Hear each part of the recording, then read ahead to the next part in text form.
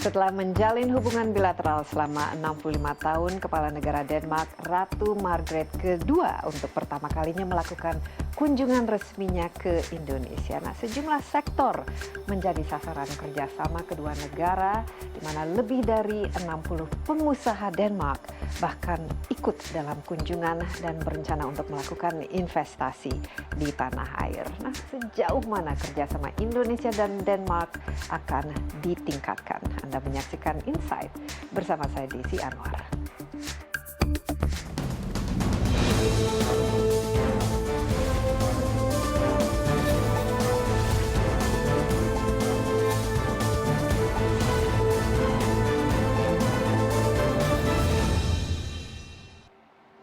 Untuk pertama kalinya, Ratu Denmark Margrethe II dan suaminya, Pangeran Henrik, mengunjungi Indonesia. Kedatangan Ratu Margrethe II beserta menteri dan sejumlah pengusaha dalam rangka menjalin kerjasama bisnis di sejumlah sektor. Rangkaian kunjungan kerja dibuka dengan pertemuan bersama Presiden Joko Widodo di Istana Merdeka.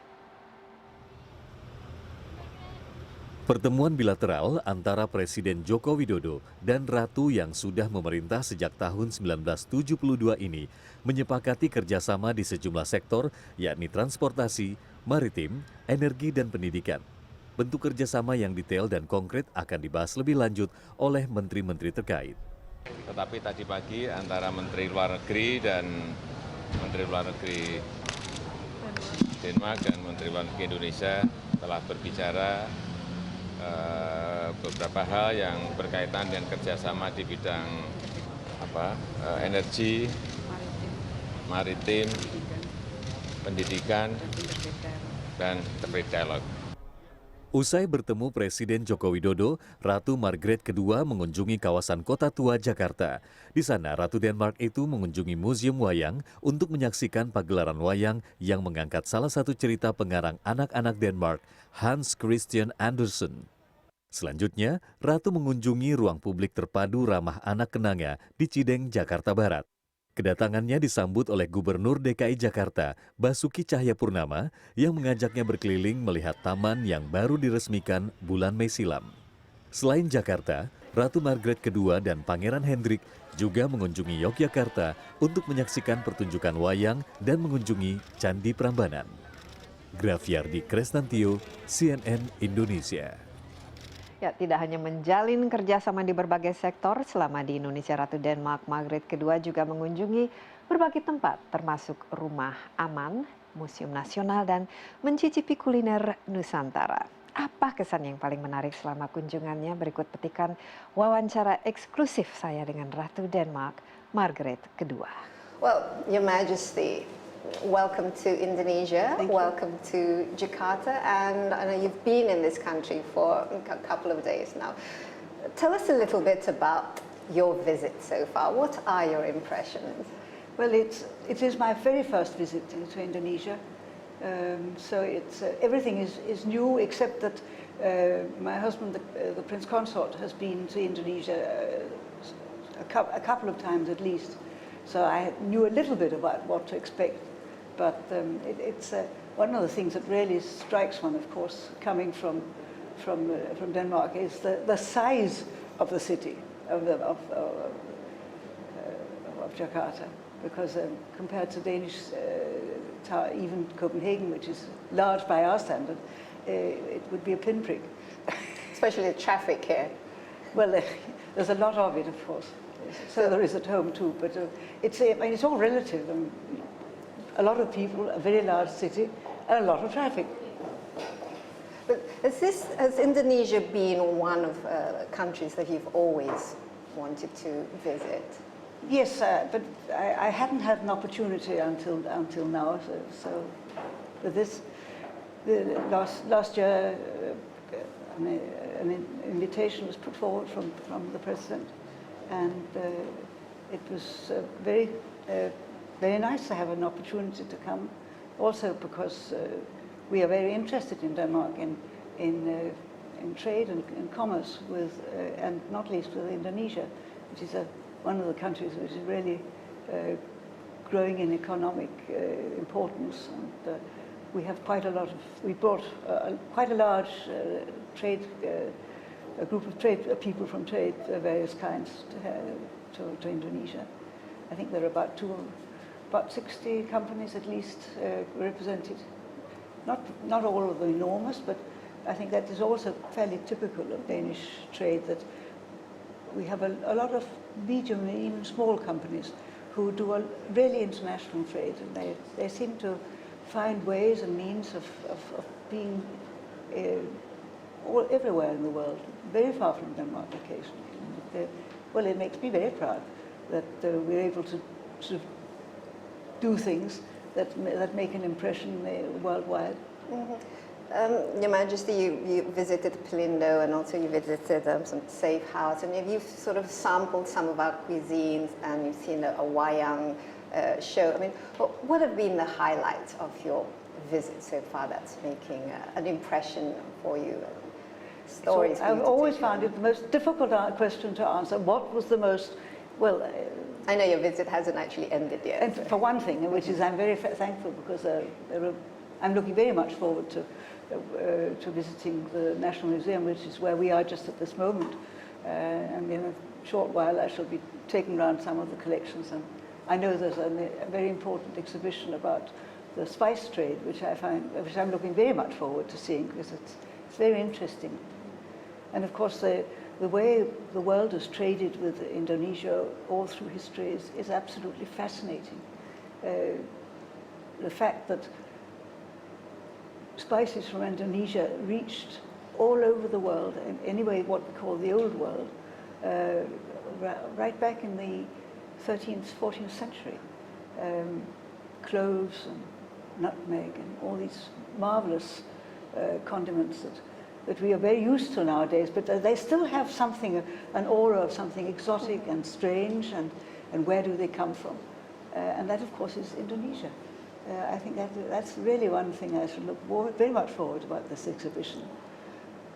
And I know Indonesia and Denmark, we're very far away. Yes, but not almost as far as you can get.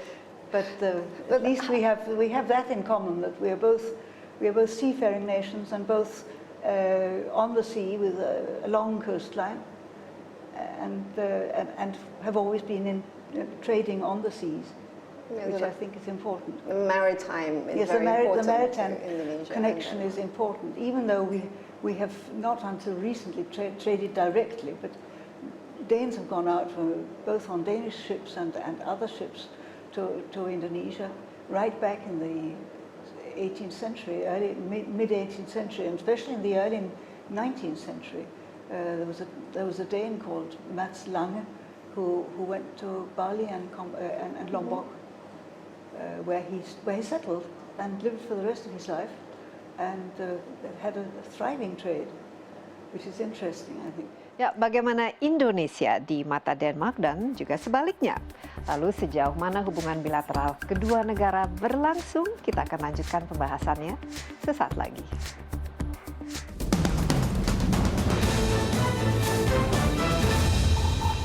I think can be done in that line, and of course, on the other side of the coin is that you have the most extraordinary natural resources, not least in your landscape, your islands. But you also have the terrible risk of volcanoes, and we all remember the tsunami a few years ago, which was, I think, hit everybody as a great shock, that it could be, that the forces of nature can be of that magnitude. Because in Denmark, we will tend to think that nature is something pretty to watch and not too interfering. But of course, we do live in a very special part of the world where earthquakes don't seem to happen. Yes, actually, Indonesia, we are home to lots of natural disasters. I mean, even now we're always having problems with, whether it's with the weather, with volcanoes, erupting. But in terms of just the idea of improving bilateral relations between the two countries, I mean, what would you like to, what does Her Majesty like to see done more between the two countries, especially in terms of culture? I mean, Indonesia used to be quite good with badminton. Now, Denmark is completely beaten us. has also been quite good at that. I think that both countries are. Yeah, Denmark's much better.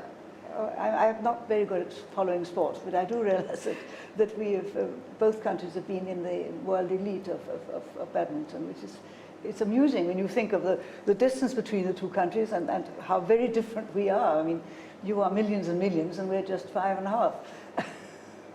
Yes, and actually for Indonesia, perhaps when we refer to Denmark, is always sort of the stereotypical, you know, the Danish pastries, the Danish cookies, the badminton. There's also the, you know, the Danish cartoons. Like Indonesia being one of the largest Muslim countries in the world. How would you like to see Indonesia play a role when it comes to just creating more peace on the global stage? It's hard for one country to create peace. You do want quite a lot of countries to create peace, don't you? It's one of the things that really cannot be unilateral. Yes. Tell me, for our Indonesian viewers who don't know much about Denmark, what does the Queen of Denmark do? What kind of role does the Queen play, and the main activities? As Queen, I'm the head of state of Denmark. I succeeded my father, and he succeeded his, and so on back through many, many generations. It's part of the constitution that the king's eldest son or daughter, if there is no son, succeeds him. And in due time, my eldest son, Frederick, the Crown Prince, will succeed me in the same way. And I hope and imagine that he will be succeeded by his son, my grandchild, Christian. There's an interesting thing in Denmark, that the kings of Denmark have for about 400 or 500 years alternately been called Frederick or Christian. So that's just part of history, of course. But Denmark is a democratic country. We have a parliament elected with general suffrage. And the royal family have no political role to play, but as head of state, it is the laws are not don't become valid until they've been signed by me.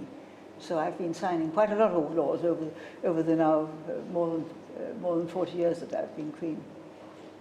I see. But what are your main activities? Do you have activities that are reserved for the Queen? I mean, well, I've received ministers, and I have counsel with the ministers every so often in Copenhagen with the Prime Minister and as many of the ministers who can be present, because Danish ministers travel quite a lot around the world. There are 2 ministers with me now at this time, which is always important for a state visit, that the political world of Denmark should be represented, because I am outside and outside all politics. I have no political opinion and no political say. It doesn't mean that I don't know what goes on, but I don't interfere. But sometimes, does Your Majesty wish that you can say? Do you know? I think one of the things about a hereditary monarchy like ours is that you are brought up to not meddle in politics, and it means that you know about what goes on, but you don't meddle, you don't interfere. You talk to ministers. You can obviously not say an absolutely 100% opinion, but you can say, "Oh, I think that sounds like a very good idea," or "I agree with you that such a thing would perhaps not be advisable." But I have, over the years, had quite a number of different prime ministers. They have come from different parties and coalitions of parties in the Danish parliament, and it has worked along like that, in the same way as it did in my father's time. Is it enjoyable? Is it something that you... Well, it's. I think in my case, I serve my country, and that is enjoyable in the sense that you feel that you try to do your best, and it's worthwhile doing one's best for one's country. I really mean that. That's lovely. But this final question, Your Majesty, you've been the Queen for quite a while now, since the beginning of your reign until now. Have you seen Denmark develop as a country, as a society? Well, we have I think we have become much more outgoing than we used to be. I said we've always been traders, but I think that we are now part of the EU, the European Union, and so in that way we participate more out of Denmark than we used to. But we're still also a country with, I think, being small, we know that it's important to have a lot of contacts outside, but it's also very important when you are a small country to know who you are and what you wish for your country. Okay, Your Majesty, thank you very much for your time, and I hope you enjoy the rest of this visit. Thank you very much. Indonesia. I'm sure I shall. Wonderful memories and wonderful souvenirs from your trip to Indonesia. Thank you. Ya, demikian wawancara dengan Ratu Margrethe kedua dari Denmark. Nah, usai informasi berikut ini kita akan membahas mengenai upaya apa saja untuk meningkatkan kerjasama Indonesia dan Denmark bersama Casper Klynge, Duta Besar Denmark untuk Indonesia. Tetaplah bersama Insight.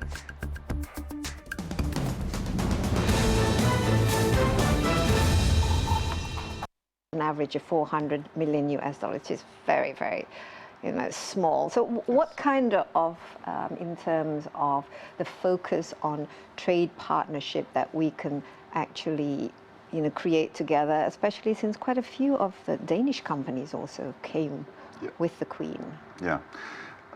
Well, first of all, the Queen and the Prince Consort did not come alone, as you mentioned. We had two ministers, the Foreign Minister, but also the Minister for Energy, Utilities and Climate.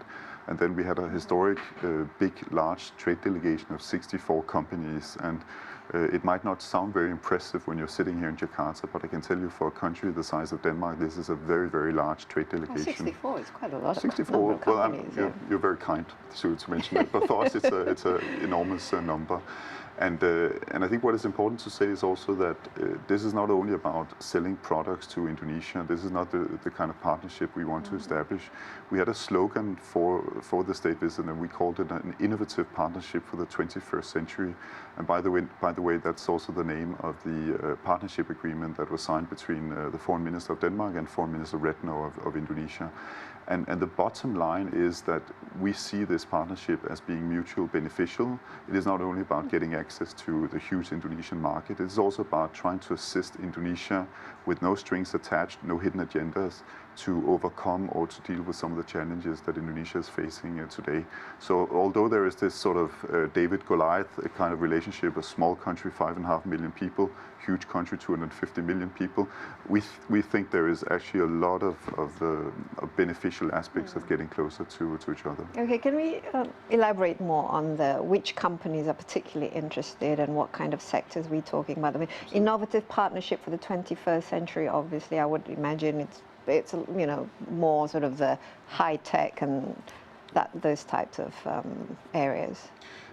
That's certainly part of the partnership, but it's not the only aspect of the partnership.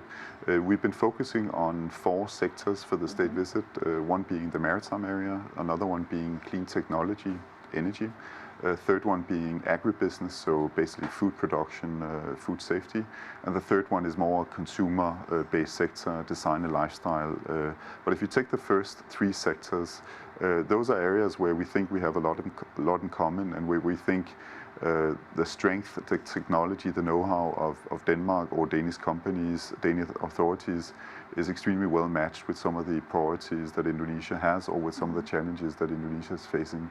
So as a concrete example, if we talk about energy, clean technology, Indonesia has a clear vision of building 35,000 megawatts of additional power.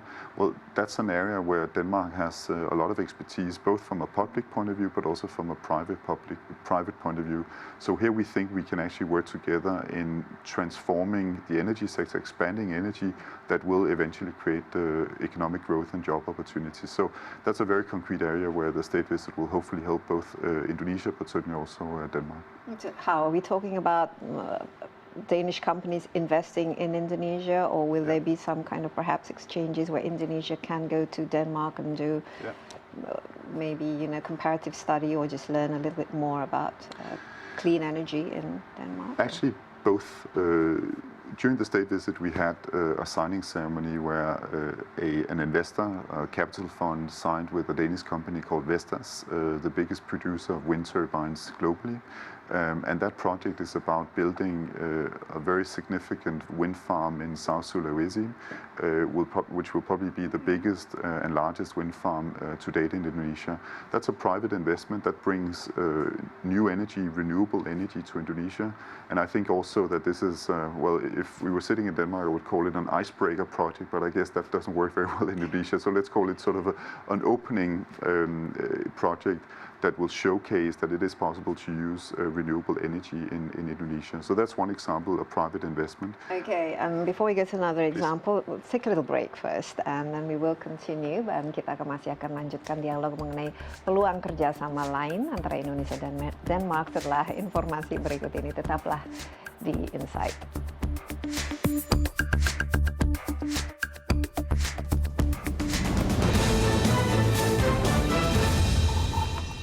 Person's relations, because that actually builds up a much greater understanding than the stereotypes that you mentioned before. Yep. So to answer your question in sort of one sentence, I think the state visit has put Denmark on the map in Indonesia, but hopefully also, and I know this for a fact, Indonesia on the map in Denmark, and that will create a momentum that we will capitalize on for many years to come. And you yourself been here for a couple of years now. How do you feel about your stay? What kind of things are you learning about life in Indonesia and Indonesia as a country to be in? What's your personal experience, Casper? Yeah, well, I think you will probably not have many people sitting in this chair who would claim that they're not very happy to be in Indonesia, but I can tell you without without blushing that this is a choice I made. I really wanted to come to Indonesia, and I was very grateful to have the opportunity to come here at a very exciting time. You know, the relationship between Indonesia and Denmark is strong, but it's not at all where it should be or could be. You mentioned before the trade we have between our countries, and I think that just shows the potential we have. I think the Indonesian people are fantastic. I enjoy every day here, and I know you won't believe me when I say this, but I even like living and working in Jakarta. I think it's a very underestimated city. Not a very easy city to visit as a tourist, but when you live here, there are enormous opportunities and potential. And when you get a little bit tired, there are 16,999 other islands where you can travel to. So I'm very grateful to be here and enjoying every day.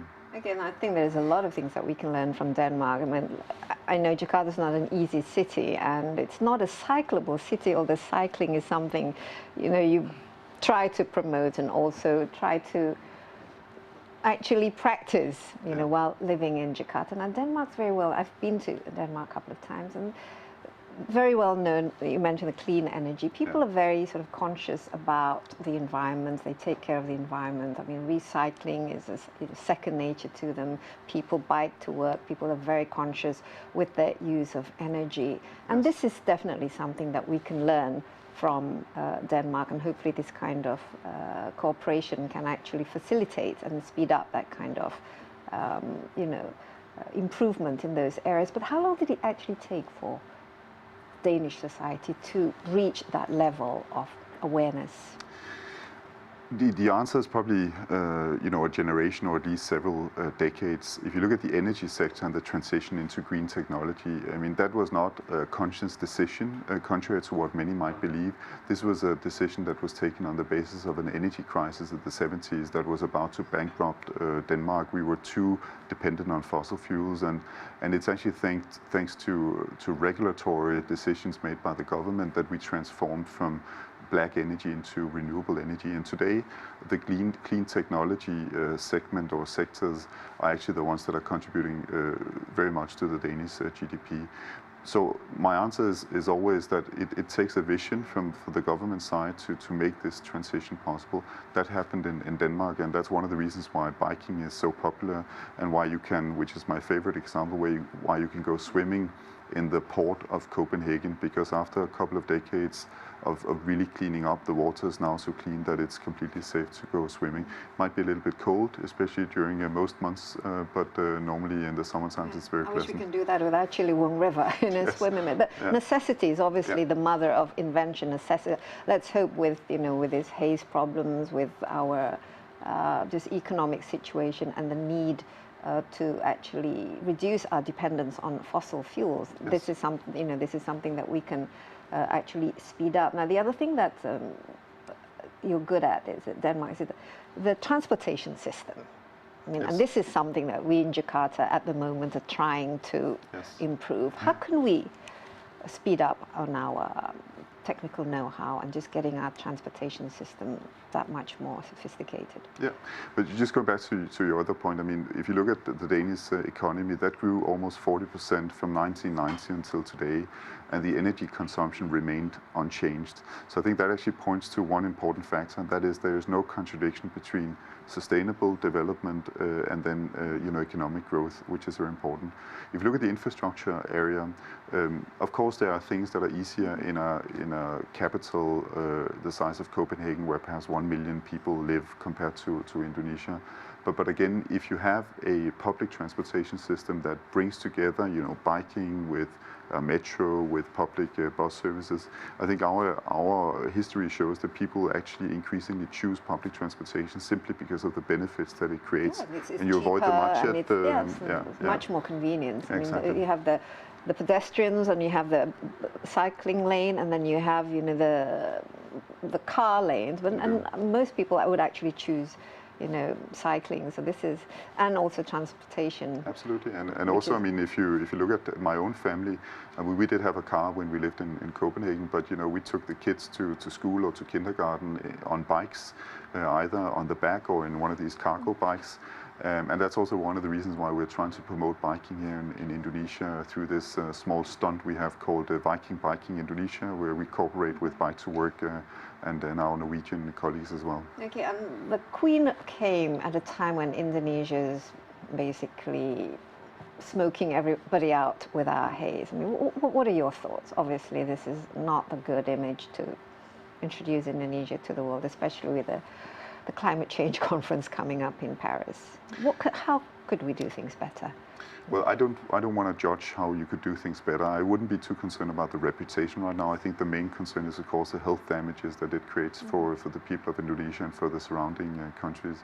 My understanding, I'm no expert in this area, is that it's extremely complicated. There are both commercial interests, but also social poverty reasons why people are burning forests to create small farming opportunities.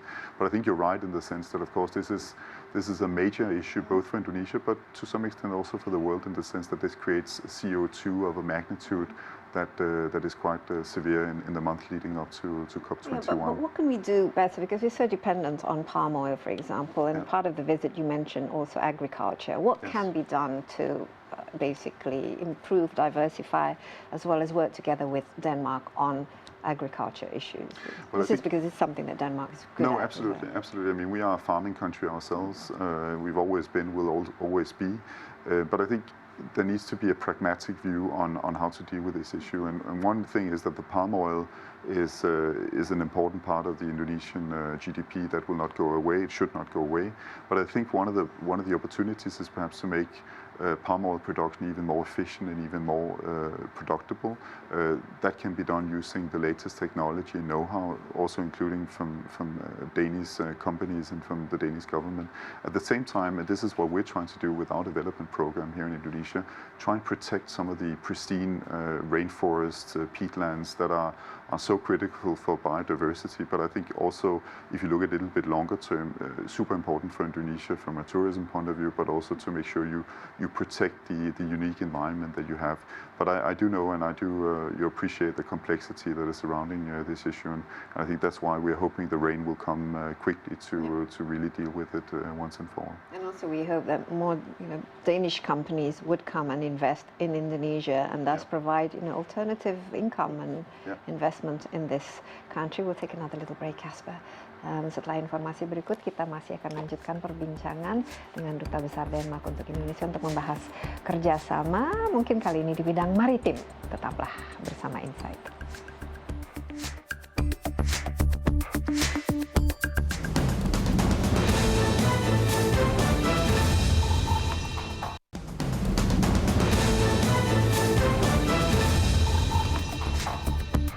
Ya, sebagai sesama negara maritim, Indonesia dan Denmark memiliki peluang kerjasama yang besar di bidang maritim. Apa saja bentuk kesepakatan yang bisa dilakukan pasca kedatangan Ratu Margrethe kedua? Kita masih ditemani Casper Klynge, Duta Besar Denmark untuk Indonesia. Casper, how's your bahasa, by the way? Not good enough yet. We've been working too much on the state visit, but next year I promise to be better. Okay, next year we need to have you back on the show, and then we'll have our interview in Bahasa. Again, you mentioned one of the MOUs that was signed, and there were 5 MOUs, is on maritime. Yeah. What specifically on maritime issues, and how would that translate to implementable action? Well, it's basically an MOU that covers a wide range of maritime issues, from building ports to increasing connectivity, shipping, focusing on maritime areas. I mean, protecting the oceans, but also looking at how you can improve fisheries, deal with illegal fishing, and so on. So it's a broad-based MOU that contains a lot of hooks that we will now use every day and every night to try and sort of increase the cooperation between two countries that are fundamentally maritime. You have 17,000 islands here. We have a little less, but around 500. But in many ways, our country is shaped due to the proximity of the oceans in a similar way that Indonesia is. So this is perhaps one of the areas where I personally think that there is a huge potential for a closer cooperation. We also have some of the biggest maritime companies in the world. Just to mention one, Maersk Line, Yes, a strong company already in Indonesia that is bringing shipping. Bringing goods of Indonesia to the global market. So we think there's a lot of potential for closer cooperation in the maritime area. But how would that be? So what's the follow-up in terms of, other than Maersk, for example? Yeah. What can we actually do on a practical level? Well, I think there are 2 things we can do. One is in the public sphere, where the MOU opens up for government-to-government cooperation. Let's say, for example, the Danish maritime authorities could be working together with the coordinating Ministry for Maritime Affairs, sharing a little bit our experience with creating connectivity. How do you facilitate investments into the maritime area? How do you avoid some of the illegal fishing issues that Indonesia is dealing with? Those are areas where we can share our regulatory, our legal framework, hopefully to the benefit of Indonesia. And again, this is not about selling, this is about sharing. But of course, there's also the private, the commercial side of matters, where there are Danish companies that are extremely eager to invest into Indonesia. It could be on ports, it could be in shipping lines, it could be in building up Public-private partnership? Yeah, it could be public-private, Mm-hmm. but could also be purely private investments into Indonesia that would create job opportunities and economic growth. So those are areas where we're very eager to build on the MOU. And then hopefully also, as part of the new government's policy, Indonesia will make it a little bit easier to actually promote investments into this wonderful country. Yes, I mean, what we have to make sure is that, it's all well and good having all these MOUs and, visit and so on, but the proof is in the pudding at the end of the day. It needs to get implemented. And how would you foresee, is there a deadline to this or a timeline? And, what would be your next step to approach and actually basically realize some of these, commitments? Well, we are, as you probably know, quite ambitious in actually boosting the relationship between our two countries. And again, the state visit is wonderful in the sense that it increases awareness of the opportunities, but also on some of the challenges in working and investment into Indonesia. But we now have 64 companies that have traveled back to Denmark. They will spread the good word about the opportunities that exist here, and together with them we will try and facilitate that they can actually do a lot more business in Indonesia. So we don't have a timeline that says, next year we will double or triple our investments, but right now Indonesia is the 62nd export destination of Denmark, and I'm almost willing to make a small bet here that that number will change dramatically over the next couple of years, and we will certainly do whatever we can to make that happen. Again, to the benefit of Danish companies or Denmark, but more importantly also to the benefit of Indonesia.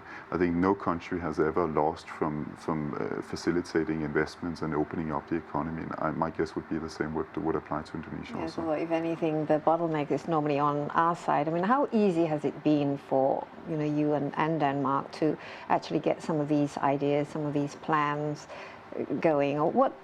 Let's be honest, because we are a democratic country and we have lots of bureaucracies, red tape. And what are your major frustrations when it comes to actually getting some of those programs off the ground?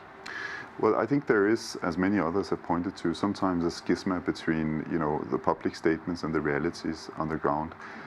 And sometimes Indonesia is not making it very easy.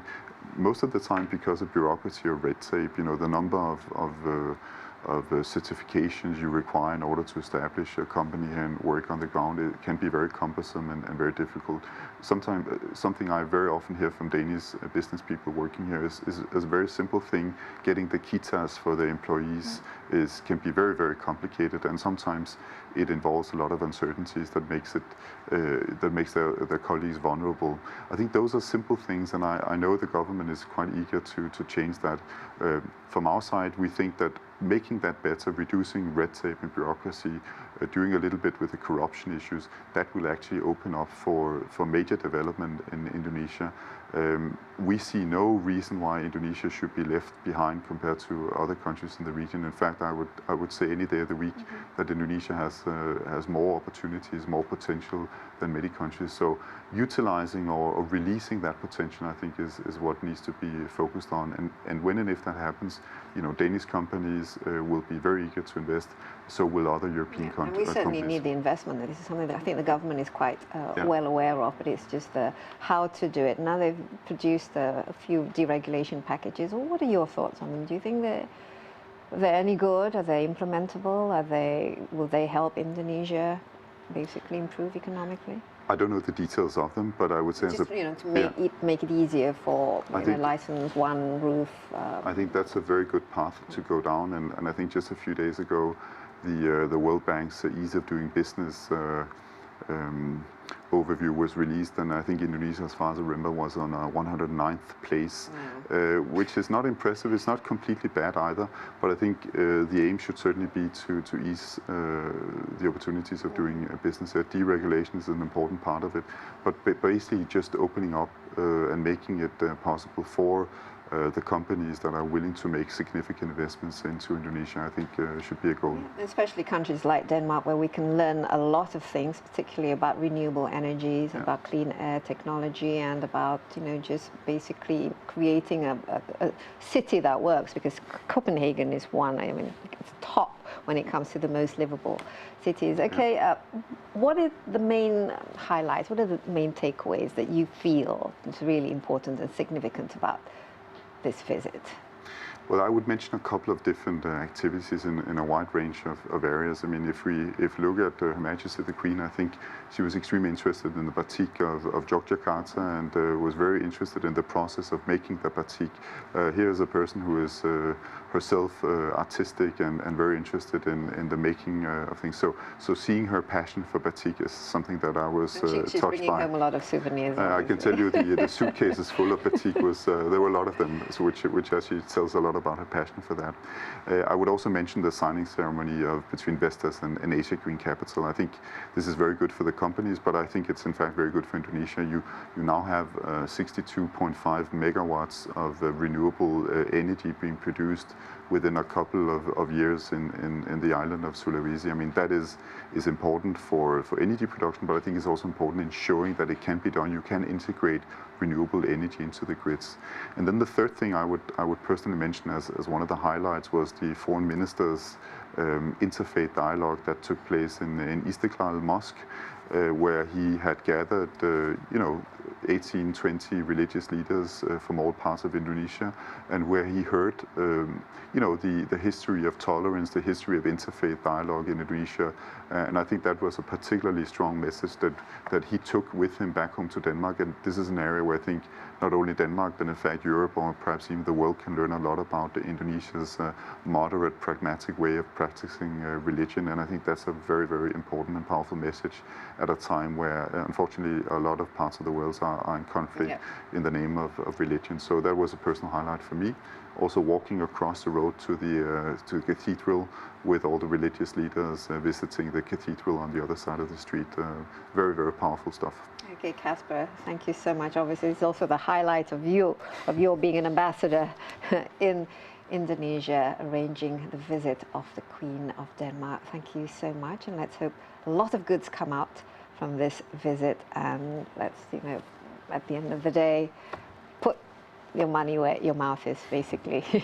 We should have something positive materializing from it again. Thank you very much, Casper. Dan kunjungan Ratu Denmark Margrethe kedua beserta delegasinya semakin mengukuhkan hubungan bilateral Indonesia dan Denmark yang telah terjadi selama 65 tahun. Dengan kekuatan masing-masing, kerjasama Indonesia dan Denmark di berbagai sektor diharapkan akan membantu kedua negara mengatasi tantangan global bersama. Saksikan kembali Insight besok bersama saya, Desi Anwar. Bye-bye.